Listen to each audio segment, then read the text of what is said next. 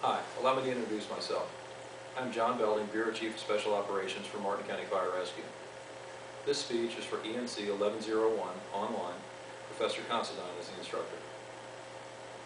Imagine, if you will, winds are howling over 100 miles an hour, a Category 4 or 5 hurricane has approached, and you have failed to heed the warning to evacuate.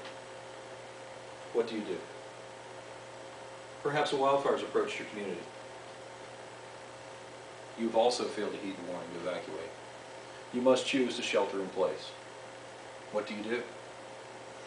Well, the obvious decision is to stay where you are. The purpose of this speech is to convey how important technology plays a role in the emergency response arena, not only for Martin County or Martin County Fire Rescue, but also throughout the nation. What you have before you and around me is Martin County Emergency Operations Center. This is a state-of-the-art communication center that's linked via satellite, direct phone lines to FEMA, direct phone lines to the state warning point, which also controls all of the major notifications to any other agencies throughout the state. The need does exist for visitors and citizens of Martin County to be able to utilize emergency services during times of disaster, not only during but also after the incident. It's important that we prepare for this. It's important that we drill for this. And in fact, this very room at this very time will be fully activated in a full drill capacity. So at the time of viewing, this will be buzzing. As technology has improved, so has our ability to deliver services throughout the county and to the citizens. We're going to go into that in just a moment. Here, during these activations and these drills, all agencies actually have representatives here to make fast decisions, quick and effective, to deliver the high level of service we pride ourselves on. During these emergency operations, there are the normal fire and emergency operations that go down. There's also law enforcement requests. There's requests for other county utilities and or agencies such as utilities, parks and recreations, and everyone pitching in to try and solve the problems that oppose our community. Some other additional agencies that will be here that we'll get into in just a moment are military, other law enforcement being FDLE and FBI, National Guard, and FEMA representatives during times of declarations. Let's get into the technology aspect. Simple items that often overlooked that assist us and aid us in doing our jobs. Start at the basic thing, the telephone, via the enhanced 911 system. When a landline caller calls in to 911, their address is immediately verified. Things on cutting edge that are coming are actually GPS locating. Some phones are equipped with that now, so when you call 911 from a cell phone, certain phones are able to be located by GPS coordinates. This is very important to us to be able to locate those callers in times of disasters.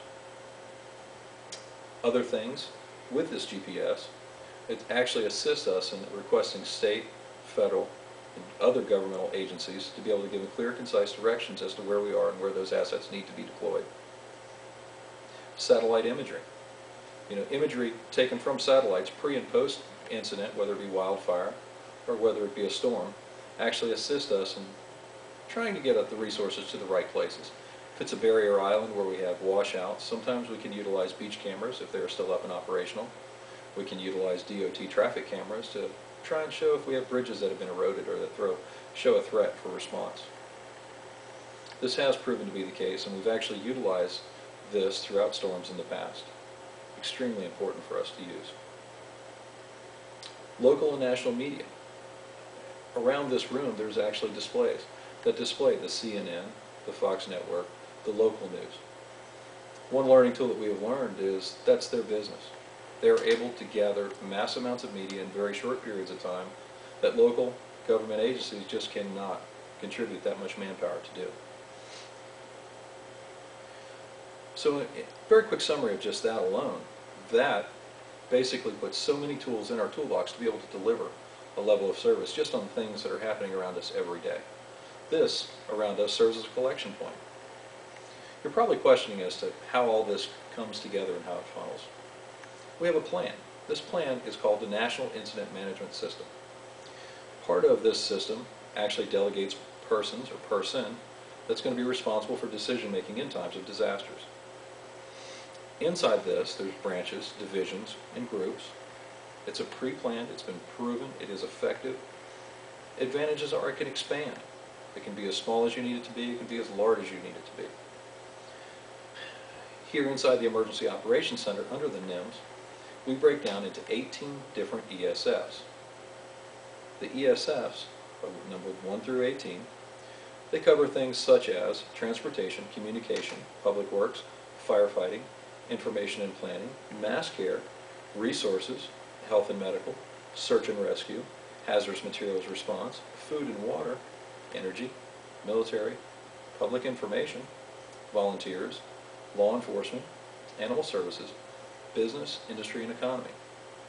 ESF, I know you're probably questioning, stands for Emergency Service, Emergency Support Function. It's important that as we coordinate this, this is a duplicate of exactly what's happening in Tallahassee and exactly what's happening at FEMA headquarters anytime that there is a declaration. Their levels of activation depend basically on what our levels of activation are. If we are at 2, they are at 2. If we are at 3, they are at 3. The higher the number goes, is the higher that the activation is, meaning that when you go to a full activation, you will have full activation of every position in here. I hope this information has been informative to you. 23 years in the field, this has been a very large learning process for me, and I appreciate you taking time for this. Thank you.